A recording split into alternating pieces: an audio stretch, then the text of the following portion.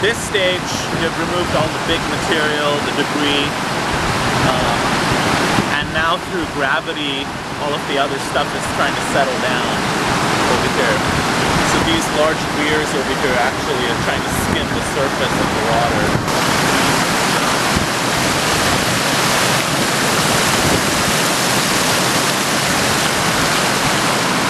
So a lot of the sludge, the hard stuff that settles at the bottom, we take and we pump out to the digesters, which are those dome structures.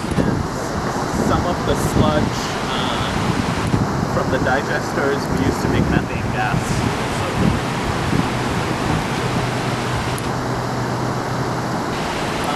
So the sludge, once it goes to the digesters, makes methane gas, and we actually use that gas to power the power generation facility here at the site.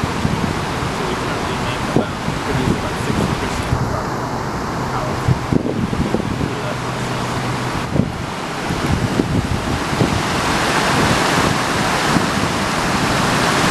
After the primary clarifier stage, the wastewater comes here, and this is what's called an aeration basin.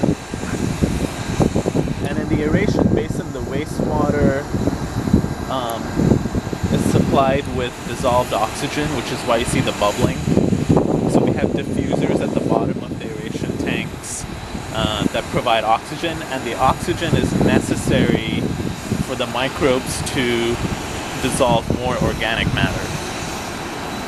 So here we're trying to remove more of the organic matter, and you can tell the process smells kind of musky and earthy.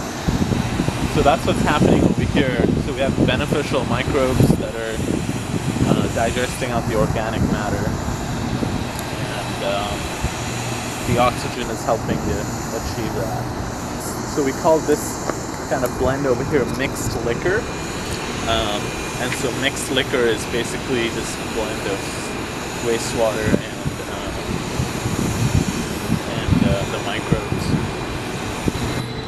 Secondary clarifier, the water is already pretty clear looking, very, and it smells even cleaner. So over here, a lot of your solids you can tell are removed. It's looking, more distal. So some of the waste here, any solids that's remaining over here, actually goes through a thickening process. We add polymer to that sludge, and that goes back into the digesters, and we try to keep recycling that solid waste that way. And then part of the waste from here also goes back into the aeration basins and kind of helps that process again. So we try to reuse as much of the waste that's produced over here for other processes.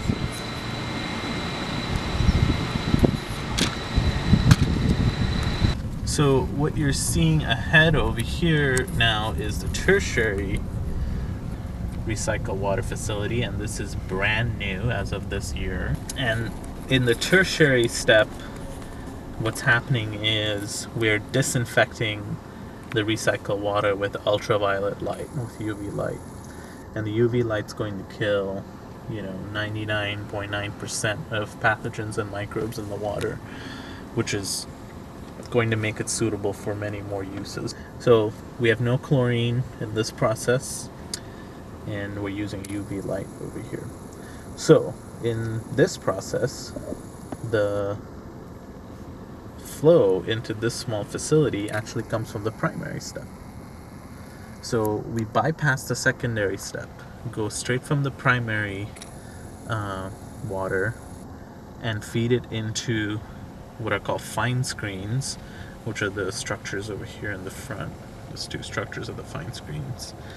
The fine screens remove further solid material, and then that goes into an MBR facility. An MBR is called membrane bioreactor, and the MBR actually has a denitrifying step.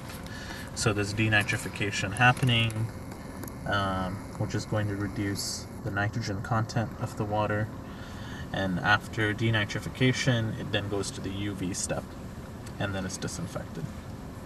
So you can actually see we're producing some tertiary disinfected recycled water now coming out from the purple pipe overflows over here.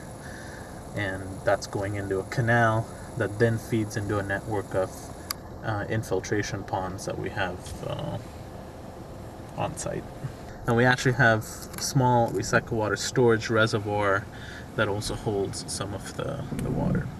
So this water will actually be used, will actually be pumped into a distribution network to deliver recycled water in town. And this is part of the city's approach to reducing the use of perfectly clean water for irrigation. Currently we use perfectly clean groundwater or surface water for irrigation, which is a waste.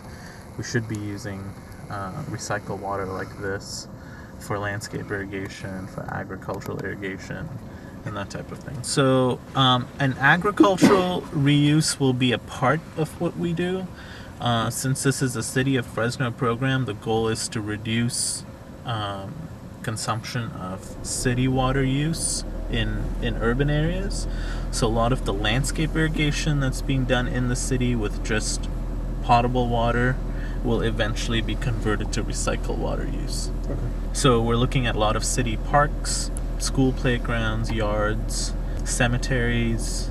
There will be a few ag users along the way as well. So it's going to vary over time, but we are going to have a diverse network of users.